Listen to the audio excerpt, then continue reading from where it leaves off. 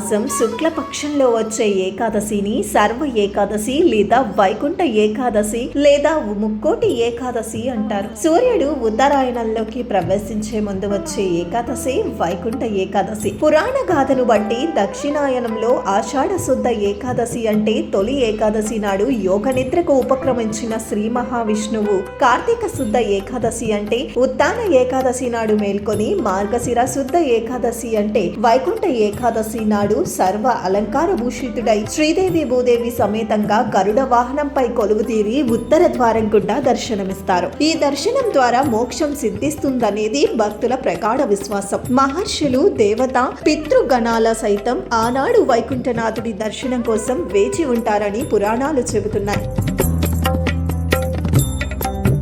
పురాణ గాథ ఏంటి?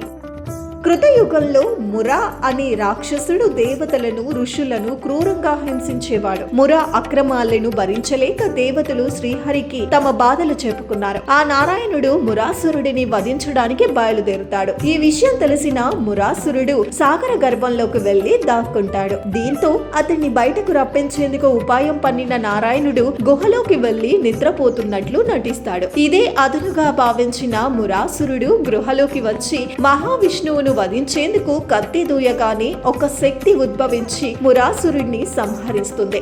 ఈ విధంగా దేవతలను సంరక్షించిన ఆ శక్తికే ఏకాదశి అని నామకరణం చేశారు.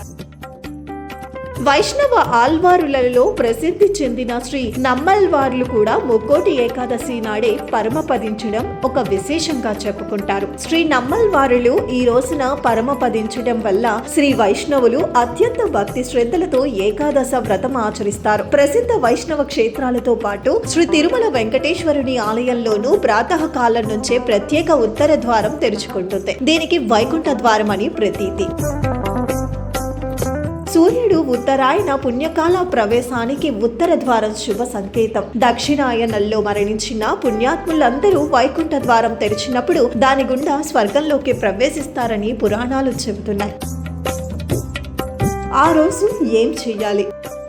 వైకుంఠ ఏకాదశి రోజున ప్రతి ఒక్కరూ బ్రాహ్మీ ముహూర్తంలోనే లేచి స్నానాదులు పూర్తి చేసుకోవాలి. భక్తి శ్రద్ధలతో వైష్ణవ ఆలయాలు దర్శించాలి. ముఖ్యంగా మహావిష్ణువును ఉత్తర ద్వారం గుండా దర్శించుకుంటే ఆయన అనుగ్రహంతో పాటు సకల శుభాలు కలుగుతాయి. ఈ రోజు విష్ణు సహస్రనామ పారాయణం చేయడం వల్ల సమస్త పాపాలు తొలగి భగవంతుడి అనుగ్రహం కలుగుతుంది. ఈ రోజు ఉపవాసం ఉండి ఎవరైతే ఉత్తర ద్వార దర్శనం చేసుకుని విష్ణు సహస్రనామ పారాయణం చేస్తారో వారికి దైవ అనుగ్రహం కలిగి మోక్షానికి మార్గం ఏర్పడుతుందని పండితులు చెబుతారు.